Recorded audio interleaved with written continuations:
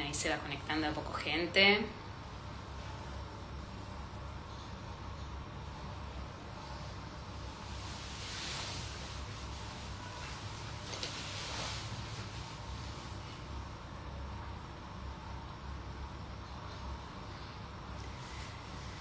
Bueno, vamos a esperar un ratito que se conecten algunos más. Mientras tanto nos vamos presentando. Yo soy la doctora Sol Segura Matos, soy neuropediatra y formo parte de la unidad de medicina del sueño. Y acá. Y yo soy el doctor Pablo Jorrat, yo también soy neurólogo infantil y formo parte también del servicio de sueño de FLENI. Bueno, lo que vamos a charlar ahora en unos minutos es acerca de sueño en niños y niñas con desafíos en el neurodesarrollo. Un poco los desafíos comunes que podemos encontrar en esta población y las cosas importantes en cuanto a hábitos de sueño que hablamos en la población también general, que son aplicables a todos los niños. Así que esperamos un poquito más.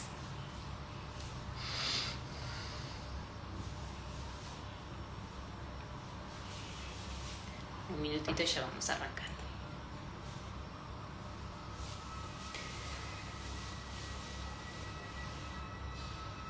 ¿Lo arrancamos? Sí, ¿no? Por lo menos Vamos charlando un poco. Primero un poco hablar de nuestra experiencia. Nosotros acá en FLENI recibimos muchos niños con diferentes desafíos en el neurodesarrollo que atendemos por muchas cuestiones, algunas vinculadas con el sueño, pero también por desafíos en cuanto a su conducta, en cuanto a la atención, muchas veces la presencia de otras patologías como epilepsia.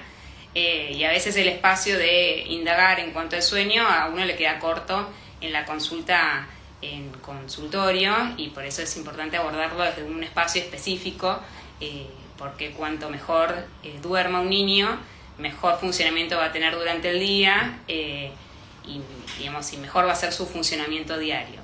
Y también, un poco acá lo que decía Sol es importante porque nosotros estamos hablando como miembros del servicio de sueño de FLENI, también pertenecemos al servicio de neuropediatría y hay muchos otros neuropediatras que ven a niños con desafíos del neurodesarrollo, y en los niños que tienen desafíos del neurodesarrollo la prevalencia de los trastornos de sueño es muy alta.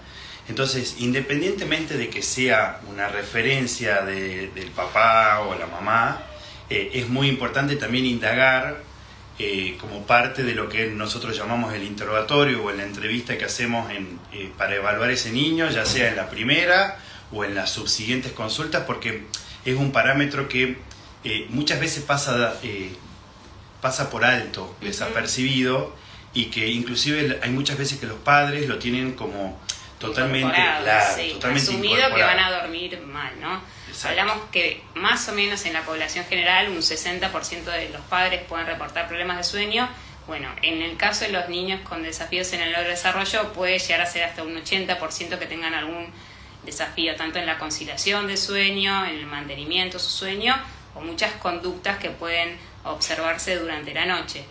Entonces esto es importante, como darle el lugar y el espacio para acompañarlos de la mejor manera y no asumir lo que va a ser lo normal y lo natural y lo esperable, y que no hay nada por hacer. ¿Y cómo pueden hacer los padres, Sol, para sospechar un trastorno del sueño? Bueno, primero saber que cuando hablamos de desafíos en el neurodesarrollo tenemos múltiples escenarios, ¿no? Podemos tener niños con desórdenes sensoriales, niños con una conducta hiperactiva o inatenta, niños con conductas dentro del espectro autista, niños con retrasos en su lenguaje o globales del neurodesarrollo, y cada escenario tiene alguna particularidad especial que puede impactar en cuanto al sueño. Lo primero que hacemos acá es, antes de ir a la patología, que por ahí puede ser más prevalente, es primero indagar en los hábitos, porque uno dice, bueno, sí, tiene tal o cual condición el niño, y me olvido de abordar lo importante que son por ahí los requerimientos de horas de sueño para la edad, las siestas que están recomendadas según cada edad, dónde duerme, cómo hace para conciliar el sueño, cómo resuelve sus despertares, ¿no? Porque, no sé, por ejemplo, un ejemplo hace poco, una consulta que tuve. un niño que tenía un desorden sensorial y conductas dentro del espectro autista, que venía durmiendo muy bien y de repente empezó a dormir muy mal. Entonces uno ya como arranca a decir, bueno, ¿qué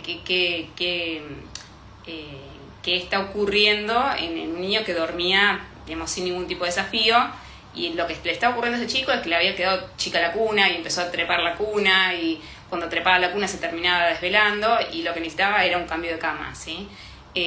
Ese tipo de interrogatorio dirigido de ver cómo es el ambiente de sueño, antes de llegar a pesquisar otras cosas que, bueno, obviamente vamos a estudiar si está ocurriendo, alguna otra conducta que amerite hacer algún tipo de examen complementario, como puede ser una polisomnografía, ¿no? Pero nunca dejar de lado todo desde lo conductual que está ocurriendo, para que haya habido un cambio, ¿no? Es perfecto.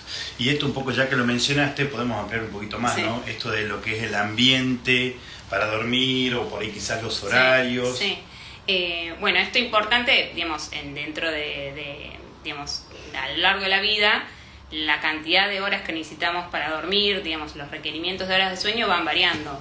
Un bebé recién nacido tiene, por ahí necesita muchas horas, hasta que se va consolidando el descanso nocturno, y más o menos alrededor de los 3, 4 años es cuando los chicos abandonan la siesta y empiezan a tener solamente un descanso nocturno. Perfecto.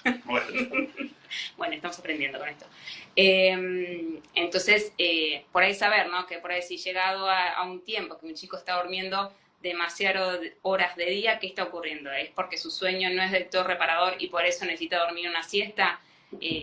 También los chicos que por ahí tienen como una sobrecarga de lo que es la carga escolar, las terapias, y algunos fármacos que utilizamos por algún otro motivo, pueden hacer que un niño necesite siestas por un tiempo mayor que por ahí la población, dentro de lo neurotípico, ¿no? Eso también puede ocurrir. Entonces eso primero, siempre fijarse y consultar con su médico, su pediatra del desarrollo o el neurólogo, si está durmiendo las horas que necesita.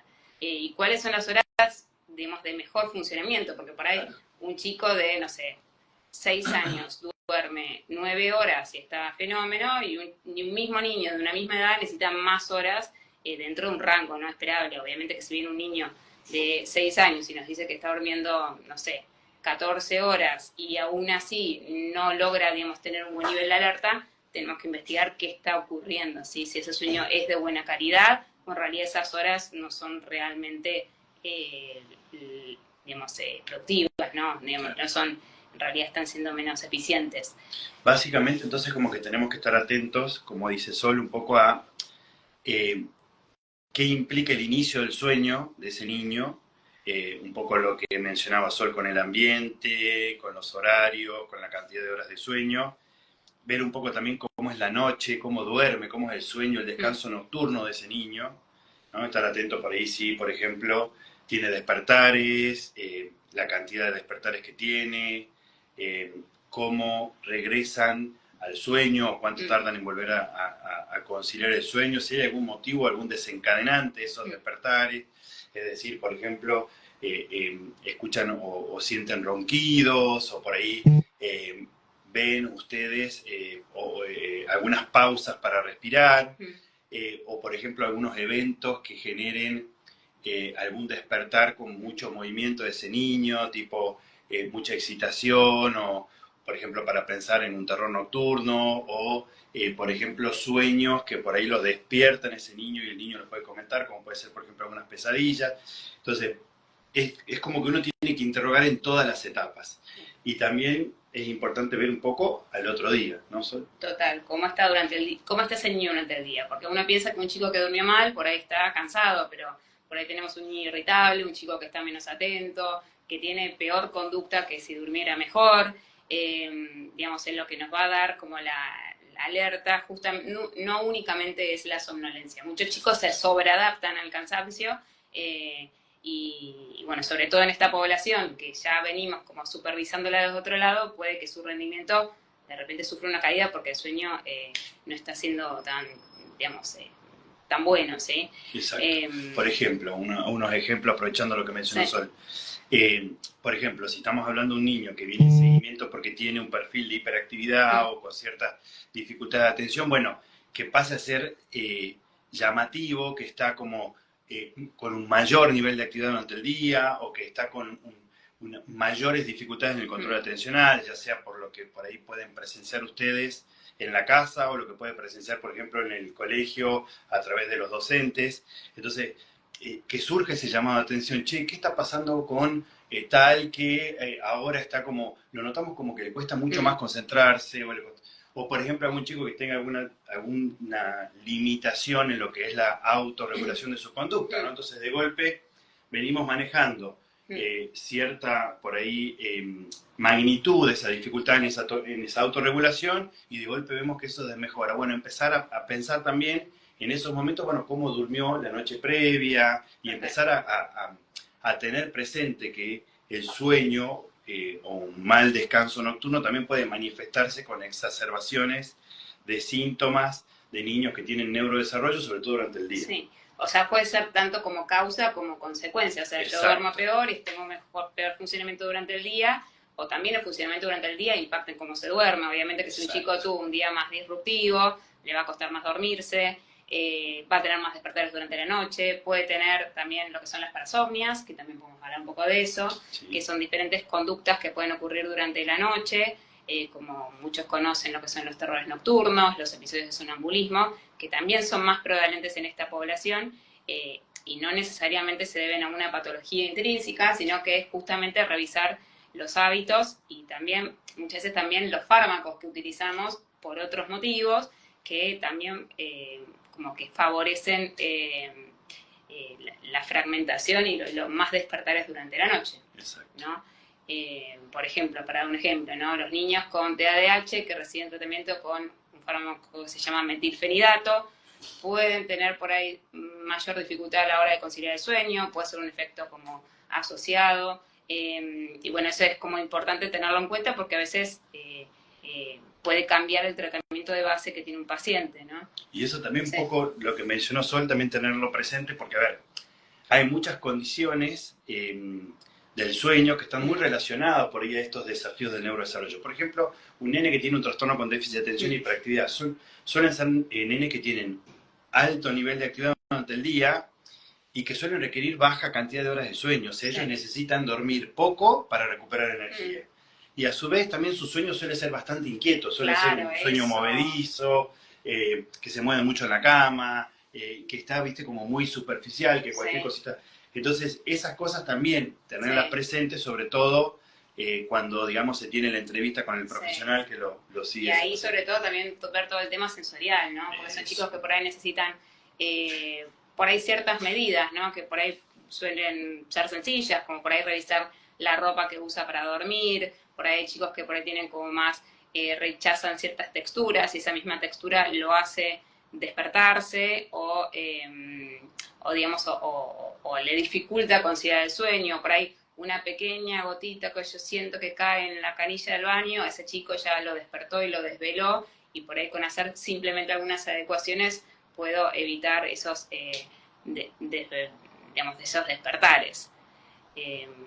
Ahí consulta mi hija Josefina, tiene 13 años, es autista, su desregulación de sueño es fatal, se mueve, se despierta varias veces. ¿A quién se consulta sobre esos temas? Bueno, está la unidad de medicina del sueño, ambos trabajamos acá y hay otros profesionales también que hacemos atención en consultorio, y básicamente es investigar un poco qué es un sueño fatal, ¿no? ¿Qué implica eso? También es importante, perdónenme, también es importante, digamos, con esta pregunta, siempre uno tiene un médico de cabecera, ya sea un pediatra de cabecera, o un neurólogo, o un pediatra del desarrollo, o un psiquiatra. Entonces, por ahí, plantear la inquietud al médico de cabecera, y sí, obviamente, esta inquietud al profesional tratante, surge la importancia de hacer una consulta con el especialista. Bueno, obviamente que nosotros acá estamos también. Obviamente. ¿Para qué quiero ver? Bueno, acá hay uno que dice que mi hijo duerme 8 horas, debe ser máxima. Bueno, eso hay que evaluar un poco también, dependiendo de las necesidades de sueño en cada caso. Y había acá otra pregunta, perdón, estamos bajando acá. Creo que estaba más abajo. Sí, Sí. un poquito más abajo, esto no. Pero bueno, también si quieren hacernos preguntas, tengo un hijo, Tomás, doctor Jorge me dijo. Bueno, un saludo para ambos Tomás. Y para Tomás. Buenas tardes, acá nos dicen, los movimientos involuntarios o espasmos al dormir, al nivel de despertarlos, es preocupante. Bueno, nosotros lo que siempre recomendamos es cuando refieren a un tipo de movimiento durante el sueño, si pueden filmarlo, ¿no? Porque para lo que uno dice espasmo, para uno como neurólogo interpreta una cosa y por ahí es cierto movimiento que puede ser una conducta esperable para dormir, como son ciertas mioclonías que pueden ocurrir durante el sueño, o hay ciertos movimientos que hay que caracterizar con más detalle porque, de vuelta, en esta población también es más frecuente encontrar otras conductas, digamos, es una población que tiene, digamos, mayor prevalencia de epilepsia, entonces hay que estudiar si ese movimiento es un movimiento normal y esperable de sueño, o si, digamos, tiene que caracterizarse mejor para pensar si es algún tipo de episodio convulsivo durante el sueño, o si es desencadenado por alguna otra causa, ¿no? Por ejemplo, lo que hablaba Pablo recién de los movimientos periódicos que pueden ocurrir de piernas durante la noche, y por eso habría como que analizar bien en detalle para decir si es algo esperable o no. Y eso que mencionó Sol es muy importante, hoy en día con la posibilidad de hacer un video casero y tener lujo de detalle digamos, de cómo es el evento, nos ayuda muchísimo. Así que en este caso lo ideal sería que lo pueda filmar y consultar con su o pediatra de cabecera o eventualmente su médico tratante. Tiene problemas con el sueño y tiene epilepsia. Bueno, como dijo Sol, o sea, sí. La epilepsia es una entidad que tiene una íntima asociación con el sueño. También la prevalencia de los trastornos de sueño en chicos con epilepsia, más en los chicos que tienen epilepsia que no responden a fármacos o que necesitan múltiples fármacos, es muy frecuente. Y obviamente que hoy en día lo que se plantea desde el abordaje de la epilepsia es tener muy en cuenta lo que son las comorbilidades. Comorbilidades son aquellas asociaciones que acompañan a una condición. Por ejemplo, los pacientes que tienen epilepsia pueden tener distintas comorbilidades, entre ellas trastornos del sueño. Entonces, interrogar, identificarlos y si hace falta, obviamente, abordarlos precisamente, ya sea o con medidas, como vamos a mencionar en un rato, o eventualmente algún tratamiento o estudio dirigido, ¿no? Acá, hola a ambos, Tomás es paciente de Sol y antes de Pablo tiene TDAH, toma metilfenidato, calculo, pero también tiene epilepsia, no está durmiendo bien, está con clonazepam y melatol. Bueno, un montón de cuestiones que están ocurriendo acá. Bueno, lo que antes habíamos mencionado el metilfenidato, hay que ver qué tipo de presentación de metilfenidato está recibiendo. Algunas presentaciones de liberación prolongada pueden, digamos, generar dificultades al momento de conciliar el sueño. Justamente es esto, es como ver qué puedo hacer yo antes de llegar a lo farmacológico, ¿no? Porque muchas veces es únicamente revisar las medidas, ver si este niño está durmiendo una siesta durante la tarde y eso es lo que le provoca dificultades para conciliar el sueño, cómo viene de su TDAH, cuánta actividad y cuánto desgaste físico tiene durante el día, porque a veces uno únicamente va al abordaje desde lo terapéutico, es un chico que necesitaba más desgaste y justamente eso es lo que está generando dificultades al momento de dormir, y si no uno va como poniendo parchecitos y hay que ver un poco más qué está pasando por debajo. Acá hay otra pregunta que también es un tema bastante... Sí. ¿Qué opinamos del cannabis? Sí. Bueno, el cannabis hoy en día es una herramienta terapéutica que utilizamos muchísimo y que nos da muchas satisfacciones en niños que tienen epilepsia refractaria. Ahí tenemos mucha experiencia y tenemos inclusive datos científicos que apoyan el uso porque tiene una eficacia comprobada. Y empezamos a tener más información sobre todo del uso del cannabis en otras condiciones, ¿no? En otras situaciones. Información que aún es limitada, que ojalá que siga creciendo esa información, porque el cannabis, el cannabis bien utilizado estamos hablando, ¿no? O sea, un cannabis que tenga todos los controles de calidad, que tienen obviamente los fármacos, porque también es un concepto ese de que cannabis es algo natural, ¿sí? Es un fármaco, es algo natural, pero que tiene un proceso industrial con altos controles y estándares de calidad que nos permite utilizarlo en niños que tienen una patología, que tienen una condición tan difícil como por ejemplo es la epilepsia refractaria. Entonces, ojalá que tengamos más evidencia y que esto crezca, porque también es una medicación que tiene efectos adversos que son muy simples, muy banales.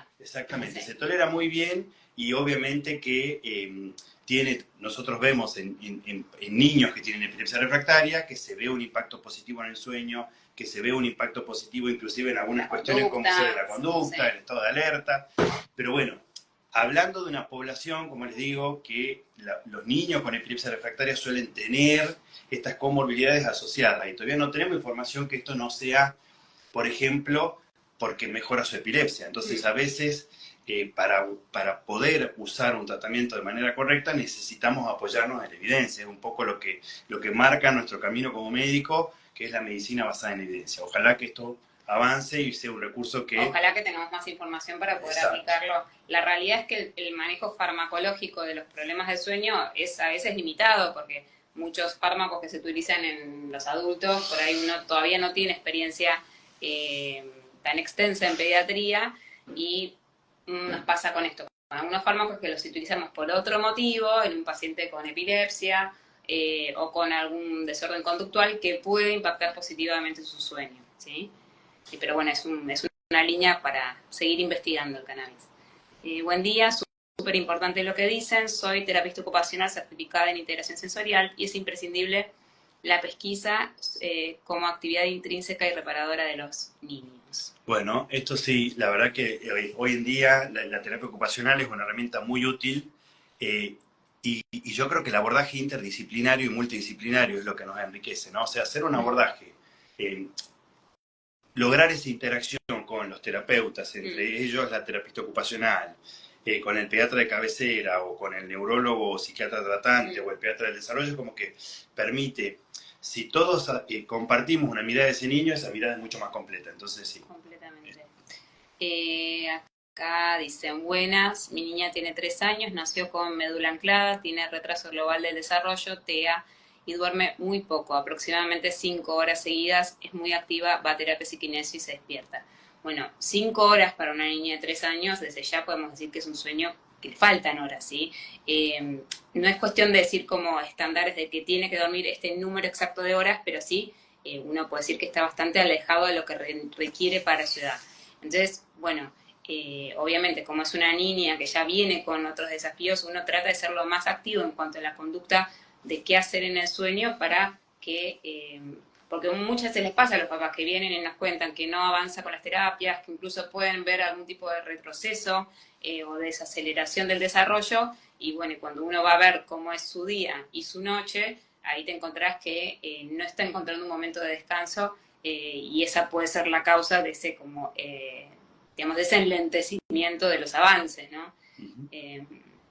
Bueno, esta me gusta. Consecuencias para el niño que duerme en cama de los con los padres. Esto, como lo hablamos tanto para los niños en esta población como en la población sana, ¿no? Perdón, neurotípica, sin ningún tipo de desafío, ¿no? De lo que está, digamos, descrito, reportado en cuanto al colecho, digamos, no se han visto consecuencias negativas a largo plazo de, digamos, de compartir la cama, digamos, por la primera infancia, ¿no?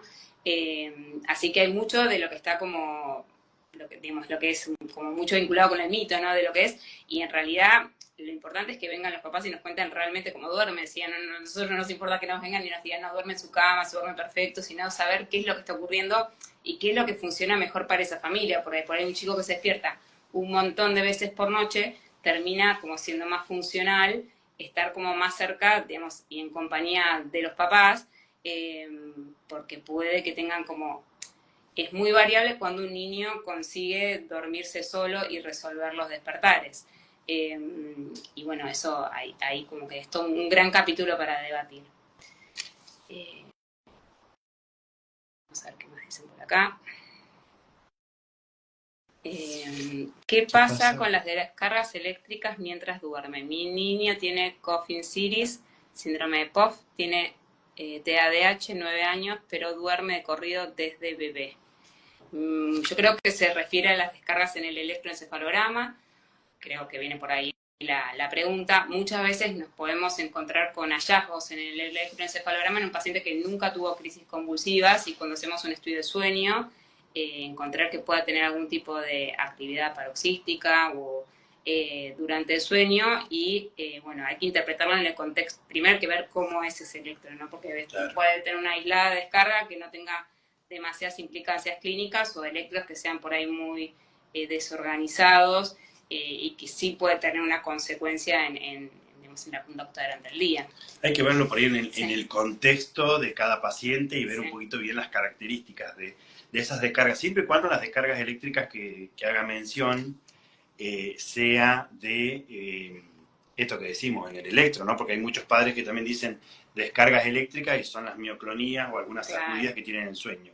Entonces eso por ahí hay que tener un poquito más de información. Hay muchas cosas que por ahí no se pueden responder a través de este abordaje, pero bueno, esas son cuestiones que hay que revisar bien en detalle de cada paciente.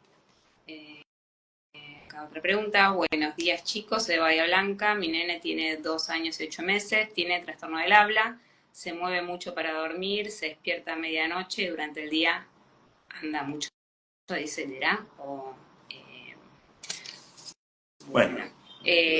Lo mismo que veníamos hablando, pero bueno, saber que digamos, durante el sueño podemos tener muchos micro despertares y despertares, depende la duración de los mismos y cuánto afecta a la duración total del periodo de sueño, ¿no? Si son despertares cortitos y que se vuelve a dormir rápido, o si esos despertares se vuelven desvelos y eso sí termina como restringiendo las horas totales de sueño. Bueno, vamos con las últimas. Niño con TEA, 4 años, duerme muy poco. En abril tenemos estudio de sueño en Flenny. ¿Qué es lo esperable en ese estudio? Bueno, primero para que conozcan qué se hace durante un estudio de sueño, se viene una noche alrededor de las 8 de la noche y dura hasta más o menos las 6, 7 de la mañana. En ese estudio los pacientes pediátricos vienen acompañados por algunos de sus padres, con su pijama, con lo que usen habitualmente para dormir, ¿no? Ya habiendo cenado, vienen acá al laboratorio donde se le van a poner múltiples sensores, que es importante por ahí. Hay creo que un video en el feed de Flenny que como que muestra cómo es un estudio de sueño. Se le ponen unos cuantos sensores de electroencefalograma en la cabeza, con una especie de, digamos, con una pasta que va a pegar digamos, al pelo. Se le ponen sensores respiratorios acá en la nariz, bandas tóraco-abdominales, un sensor de oximetría. El estudio en sí no es doloroso, pero muchas veces para los chicos es molesto porque obviamente estoy con un montón de sensores, no estoy durmiendo en mi casa y puede ser que le cueste más dormir que en una noche habitual en casa, ¿no? No es mi cama, no es mi habitación, claro, y además tenemos sensores, pero bueno. Y lo que se intenta es reproducir el sueño lo más parecido a una noche normal, o sea, por ahí en una noche esperable se despierta y es ver qué tipo de despertares tiene, qué conductas vemos durante el sueño, y bueno, se van a analizar tanto lo que es el electroencefalograma, todas las variables respiratorias, y el comportamiento, digamos, de movimientos y motor durante el sueño. Pero bueno, para ir también es importante anticiparlos a los chicos, explicarles qué es lo que va a implicar este estudio de sueño y también para los papás conocer que por ahí... Sobre todo en niños que por ahí tienen desafíos del neurodesarrollo, que tienen por ahí esta cuestión sensorial, entonces por ahí viste que tocar la cabeza, o a los chicos a veces no les gusta que los peinen o que les corte el pelo, bueno, acá hay que tocar la cabeza, hay que poner los sensores. También es importante, a ver, esta es una institución que tiene mucha experiencia en hacer estos estudios en niños, entonces todo lo que es el equipo técnico intentan ser como muy empáticos y como hacer las cosas lo más amigable posible para que el estudio se pueda llevar a cabo y se pueda concretar. Entonces, bueno, son toda una serie de cosas que si le sumamos la de anticipar, la de por ahí mostrar un videíto, la de por ahí ir charlándolo con el equipo terapéutico, que el equipo terapéutico también lo involucre en el día a día, por ahí las semanas previas, eso también puede ayudar mucho a realizarse el estudio de la mejor manera. Y que uno pueda tomar la información que necesita es un estudio que nos permite ver si hay algún trastorno primario del sueño. O sea, si por ahí ese niño está durmiendo mal, porque, por ejemplo, tiene algún trastorno para respirar mientras duerme o tiene algún movimiento que haga que su sueño se fragmente o nada, tenga múltiples despertares de alguna otra causa que podamos por lo menos corroborar o descartar, sabiendo que en la polisomnografía no hay ningún trastorno del sueño primario. Pero bueno, cualquier cosa nos pueden encontrar tanto en la unidad de medicina del sueño y en el departamento también de neuropediatría. ¿Algo más? Parece que no. Bueno, que tengan un lindo día todos. Bueno, hasta luego.